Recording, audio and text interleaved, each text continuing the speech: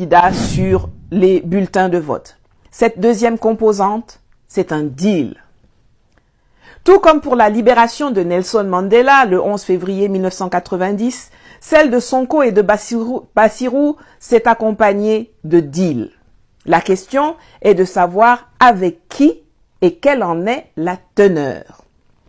Je ne vais pas prétendre que je sais, mais je peux vous dire avec certitude qu'il y a 4 entités qui avaient besoin de négocier avec la paire Faye-Sonko. Il s'agit d'abord et de toute évidence de Macky Sall pour gérer l'après-pouvoir.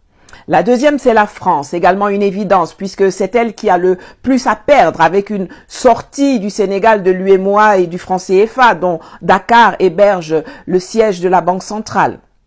Le ralliement en dernière seconde de son candidat Karim Wade ainsi que la bienveillance des médias france-africains est un indicateur. La troisième entité est intimement liée à la France, c'est la CEDEAO. Si le Sénégal décide de rejoindre l'AES, c'est la mort instantanée. Et enfin, la quatrième entité qui avait besoin de négocier, c'est les États-Unis.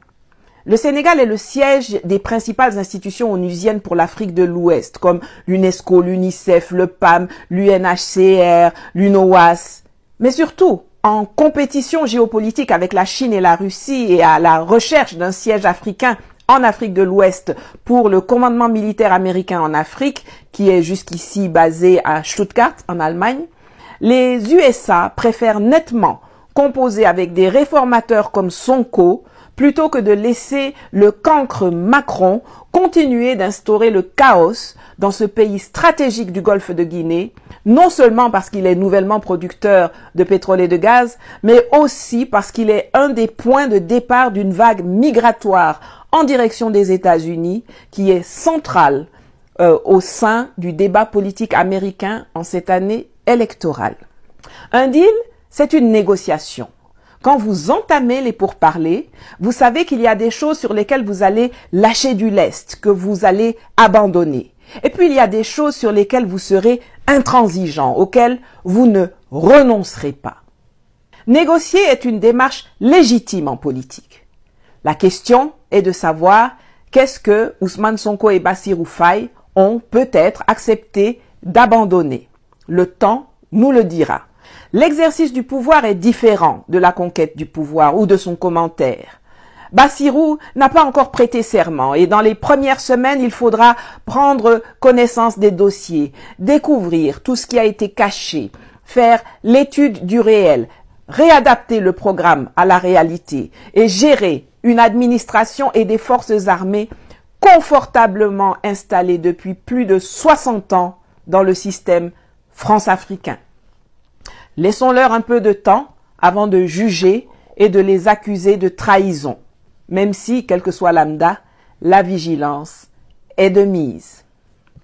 Ce n'est pas tant les paroles qu'ils prononcent là ces jours-ci qui doivent nous inquiéter, que les actes qu'ils posent ou les gens qu'ils fréquentent.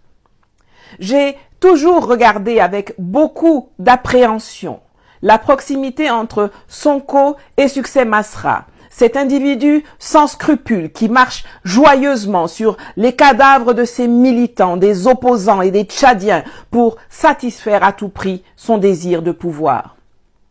Succès Masra, c'est le pion affiché des Occidentaux, tout comme le Nigérien Ibrahim Yakuba qui croupit fort heureusement en prison pour l'instant après avoir encouragé une intervention militaire française contre le peuple du Niger.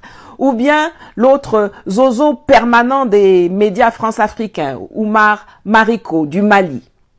Et c'est avec ces 3 énergumènes que Sonko a créé en 2019 une alliance baptisée Inter-Africaine Progressiste, que visiblement Paris et Washington ont décidé d'utiliser pour l'établir comme la version politique d'un panafricanisme compatible avec la France-Afrique, comme si cela pouvait exister.